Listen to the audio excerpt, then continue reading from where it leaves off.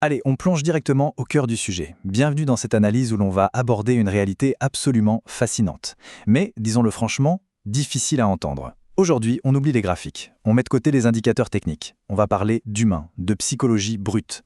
Parce que le véritable obstacle vers la rentabilité, ce n'est pas le marché. Ce n'est pas absolument pas le manque de capital. Non. Le vrai blocage, c'est ce refus catégorique d'abandonner son ancien mode de fonctionnement. C'est une confrontation existentielle, frontale, avec notre propre ego. Vouloir gagner sans changer. C'est une vérité froide, n'est-ce pas? Mais elle démasque le conflit central de n'importe quel opérateur sur les marchés.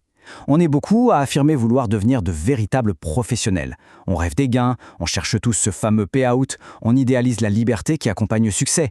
Mais fondamentalement, il y a ce refus obstiné, viscéral même, de modifier les comportements toxiques qui mènent droit dans le mur. En fait, on veut la vie et les résultats d'un professionnel discipliné, tout en s'accrochant désespérément aux habitudes d'un amateur impulsif. Et c'est là qu'on observe un contraste saisissant entre l'illusion et la réalité. D'un côté, on a ce désir ardent de gains immédiats, l'envie que ça aille vite. De l'autre, une peur absolue, presque paralysante, de la mutation intérieure que ça exige. Il faut bien comprendre une chose, le marché est une entité neutre. Impitoyable, oui, mais neutre. Il ne va jamais récompenser un vieil ego plein de défauts et d'angoisse juste parce que cet ego rêve d'une nouvelle vie au soleil. Le marché ne paie pas les rêves, il paye la rigueur. Un point c'est tout. Et ça illustre brillamment comment l'esprit humain essaie toujours de négocier l'inacceptable. Analysons ces conforts toxiques auxquels on s'accroche tous à un moment donné. L'impulsivité, cette peur viscérale de rater une opportunité, le fameux FOMO, ce besoin presque maladif d'avoir raison face au marché, le trading de vengeance pour se refaire, l'espoir aveugle qui nous pousse à décaler un stop-loss, ou tout simplement, la fuite, en ignorant son journal de trading. On essaie de garder toutes ces petites excuses tout en exigeant des résultats parfaits. C'est mathématiquement et psychologiquement totalement impossible. Si l'on met face à face ces deux archétypes, la fracture saute aux yeux. Le trader émotionnel, c'est finalement un esclave de ses propres impulsions. Il est dirigé par le besoin de sensations fortes, par l'adrénaline du clic, par la petite dose de dopamine d'un gain pris au hasard.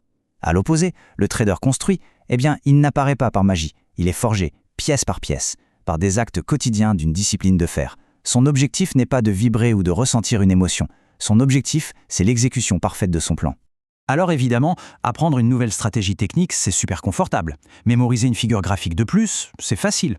Lire un livre ou suivre une énième analyse donne souvent cette illusion d'avancer. Mais soyons honnêtes, c'est un apprentissage de surface. Ça ne remet absolument pas en cause l'identité profonde de l'opérateur. C'est la voie de la facilité. La réalité du terrain, elle, exige tout autre chose. Elle réclame une véritable mutation intérieure. Quelque chose de violent, une transformation totale de la façon dont l'esprit humain gère et encaisse l'incertitude. Le vrai travail, ce n'est pas juste d'ajouter un outil technique à un esprit chaotique, c'est de restructurer complètement cet esprit pour qu'il puisse porter le poids du risque sans jamais s'effondrer. Et ce qui est vraiment intéressant ici, c'est d'analyser l'anatomie pure de l'autosabotage. Regardons le gouffre entre les intentions et la réalité brute. D'un côté, on a les paroles faciles, je veux être discipliné, je veux devenir rentable. Franchement, tout le monde peut prononcer ces mots. De l'autre côté, on a les actions difficiles. S'arrêter net après 2 pertes, quand tout notre esprit hurle de cliquer pour se venger. Refuser un trade incroyablement séduisant, simplement parce qu'il ne rentre pas 100% dans le plan. C'est là, exactement là, dans ce refus de la facilité que le vrai trading commence. Pour vraiment comprendre cette résistance, il faut identifier l'ennemi. Cet ancien ego. C'est un cadre psychologique protecteur, une sorte d'armure, qui refuse catégoriquement d'évoluer. Et pourquoi? Parce que nos comportements destructeurs nous procurent des sensations immédiates, des illusions de contrôle et d'action. Devenir performant, c'est une confrontation brutale entre cet ancien ego et la froide réalité des écrans. Et le pire, c'est que ce petit confort actuel, c'est exactement ce qui bloque le succès sur le long terme. Prenons le temps de détailler ces pièges, car ils sont redoutables. Le FOMO, par exemple, ça donne une sensation artificielle d'être dans l'action. Se venger après une perte, ça offre l'illusion pathétique de reprendre le volant. Prendre des risques démesurés procure un shoot de puissance éphémère. L'euphorie d'un gain purement chanceux donne l'impression d'être un génie. Et trader sans aucune règle, ça ressemble à s'y méprendre à de la liberté. L'ego adore ses émotions et s'y accroche.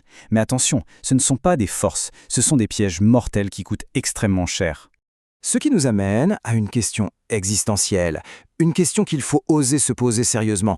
Est-on réellement un opérateur libre ou un simple esclave de la moindre impulsion ? Si une simple bougie rouge déclenche la panique et si une bougie verte provoque l'euphorie et le clic irréfléchi, alors non, la véritable liberté n'est pas encore là. On est juste le jouet de ses propres émotions, manipulé par les mouvements de prix. D'ailleurs, le marché est souvent perçu comme un adversaire, un ennemi à abattre. C'est une erreur fondamentale. Le marché, c'est un miroir d'une clarté absolue. Il ne fait que révéler ce qui est répété en boucle. Si les comportements chaotiques sont constamment répétés jour après jour, eh bien devinez quoi? Les résultats dévastateurs et frustrants reviendront eux aussi, inévitablement, inlassablement. Ce qu'on décrypte aujourd'hui, c'est une règle d'or de la haute performance. Espérer n'est pas construire. Vouloir n'est pas incarner.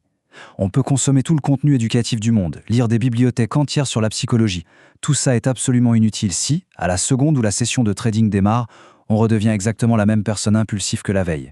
Mais voyons comment cela se construit concrètement sur le terrain. Parce que la transformation, ça ne se mesure pas dans les beaux discours, ça se prouve dans les actes. Les vrais marqueurs du changement sont radicaux. C'est la capacité à dire non à un trade impulsif. C'est le respect quasi militaire du stop-loss qu'on a posé.